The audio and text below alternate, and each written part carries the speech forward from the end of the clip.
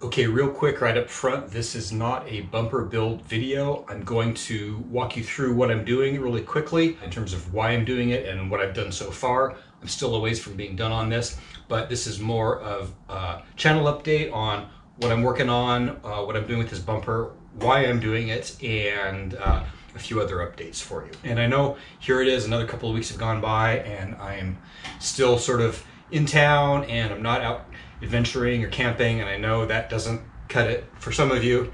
So if this isn't what you want to watch, just move on to something else. This is the reality right now. I have a lot of client work at the moment, and I have a lot of work I need to get done on the truck within the next few weeks. So let me tell you a little bit about what's going on. So this is still really in its early phases. This is actually here to support a swing arm, which I'm going to build next. There's nothing really wrong with the stock bumper, but what I need back here is a way to carry some stuff that's been on the roof back here on the back of the truck. I'd like to streamline the roof of the truck, get my fuel off of there, and carry these larger jerry cans that I started using, so I've got more fuel with me. And some other gear I'd like to mount back here instead of carrying it inside the truck or up on the roof. By the way, in the Pacific Northwest, we say roof. We don't say roof. We say roof. Everybody here says roof. It's just a dialect. I'm pronouncing it the way everybody pronounces it. We need to tear everything off the roof. I'm largely emulating the build that Micah of Overland Under Budget did on his Tacoma. He used this 3" by 5" steel tube as basically the foundation of his bumper. Here's a quick look at what I've done so far.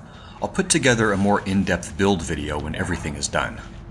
Getting the stock bumper off the truck was more difficult and time-consuming than I anticipated, but after 12 hours of soaking with PB Blaster, I was finally able to break the bolts loose and remove the bumper. I then disassembled the stock bumper, which has a plastic component, a thin steel outer shell, and the underlying heavy steel crash beam. One of the things that I was a little bit intimidated about by doing a rear bumper was just fabricating the brackets that would bolt the bumper to the truck. Now, it requires a certain amount of precision, and while I've done, some welding before, I make enough mistakes that I don't have a lot of confidence in my ability to be super precise. And it occurred to me that my existing rear bumper has brackets that are made for the truck. And what's more is that this sort of crash beam piece in the middle holds these two brackets perfectly in position. Now, I had this idea that could I just use this rather than making whole new brackets?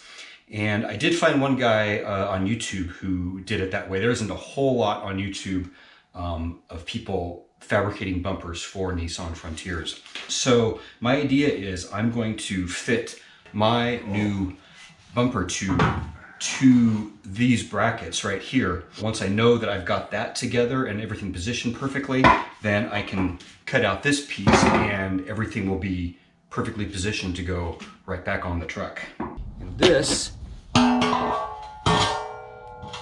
gives me built-in precision. I know that it's square to the truck. If I mount it to the bottom of these, then I know that it's level this way. I had to make a few small cuts to the bumper brackets to accommodate the 3x5 tube I'll be using. The new bumper includes shackle mount recovery points, but rather than just weld these to the surface of the bumper, I've adapted Micah's idea of also welding them to heavy steel tongues which pass through the bumper tube and connect to the frame brackets. So my next step was to cut holes in the tube for these tongues.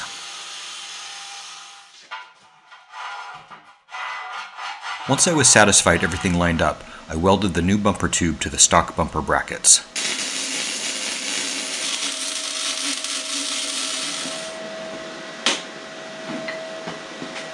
Yeah, so I now am using the Everlast Cyclone 200E. This belonged to Braxton, who you may know as Welcome to the Outdoors. He stayed here for a while working on some projects, and he no longer needed to be carrying this around in his van, so he left it here in my garage. This works much better than my old welder, the little titanium 125. Now, I'm really happy that I got that. It got me down the road on welding. This welder is capable of actually running with gas. Now, I'm not doing that. I'm still just using it as a flux welder. but it's working much better than that flux welder. I was going to outfit this for gas for this project, but budget was running a little tight and I couldn't spend the money on getting it set up. And I did some experimenting with it, just running it as flux core, and I was impressed by how much better it works. Okay, now with the tube solidly welded onto those brackets, this tube is now keeping these brackets in place, so I can cut off this sort of crash beam part of the old original bumper. I was then ready to work on those recovery points. Again, following Micah's example, I carved out a notch in the shackle mount to sort of embed the steel bar into it. So these recovery points are aligned with the frame of the truck, and those tongues go as far back as possible without interfering with where the bumper mounts to the truck. I of course also welded the shackle mounts themselves to the bumper. Alright, that took me a while, but I've got the recovery points all welded on, including the tongues that go down and are welded onto the brackets. It's not pretty, but I think it's solid. So you can see how that end needs to kind of get cut off, and that end kind of needs to get cut off. Okay, after fiddling around with it for a while, there's sort of what I've settled on. I think that follows the contour of the truck pretty well. I did confirm that this would still leave me room for the hinge and swing out to clear the tailgate. This may all look a little funny at the moment because the aftermarket trailer hitch is still mounted up underneath there on the truck, and for the time being I've actually mounted my license plate to it so that while I'm working on this project and this normally isn't here, I can drive around and still be legal. Now this I think I will just remove. It will go away because I never tow anything. I think I'll keep it, just store it, so if something comes up where we need to tow something, I can put it back on. I'm not going to build a tow hitch into this bumper for a number of reasons, which I'll talk about in the final video. And there is kind of an odd looking gap there, but bear in mind that the swing arm will go across there and hide that gap. I am also going to sort of top that bumper with some plate that covers part of that gap.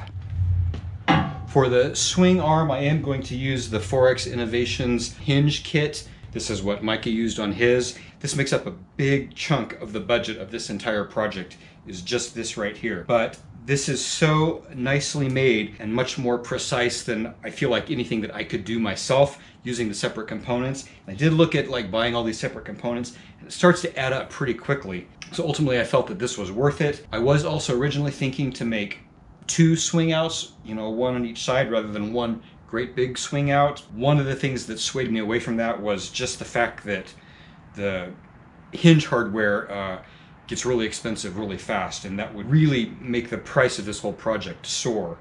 Also, I just won't have that much weight on this. I'm not going to have the spare tire on it. It fits under the truck. It's going to stay there. So I will just have a couple of jerry cans here at this end. This will be the most weight. They'll be very close to the hinge, and there'll be less weight as it projects out. And it's not like that swing arm will be out here flopping around when I'm going down the road. When I'm going down the road, it's very stable. It's locked in at both ends. There's no reason to be concerned about the stability of it. And when it is swung out, it's when the truck is in camp and it's not mobile. So having looked at a lot of bumper build videos, and a lot of people who use this exact hinge to build a single swing arm and put way more on it than I'm going to put on it, great big spare tires and jerry cans and other stuff. So I feel pretty good about the stability of all of that. These ends will get capped off. This is just as far as I've got on this project so far. So I know some of you will put 2 and 2 together. If there's a swing arm that's going all the way across the back of the truck, what's going to happen with my bump out on my canopy shell? So yeah, this is not going back on the truck, as it turns out. This was a really interesting project. I was really pleased with how this turned out and what a good setup this turned out to be on a very, very small budget. I am ready to move on and try other things. So I will be doing something different on the back of the truck here, and that will be coming soon. And that is part of the reason that I'm moving stuff off of the roof and down onto a bumper swing arm, because I need clearance up here, because what's coming on the back of the truck next is actually going to extend out over the cab. As I get this all together, I will be back out on adventures. I've got a number of trips already planned for this year, some pretty long distance trips and more stuff around Oregon. I know most of you are understanding of the realities of trying to run a YouTube channel and run a business and, you know, keep everything afloat.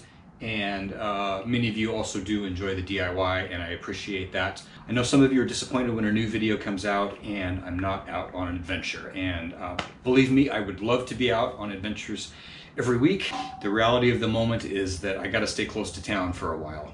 But all of this is to make bigger, longer, more interesting adventures possible. So thank you for your patience, thank you for your support, and continuing to tune in to Softroading the West. Looking forward to bringing you some more DIY stuff, including a much more complete, comprehensive run through of the bumper build and more adventures to come. And if you want a better idea of what I'm putting together here for the bumper, just head on over to Overland Under Budget. Check out Micah's videos about building his bumper on the back of his Tacoma.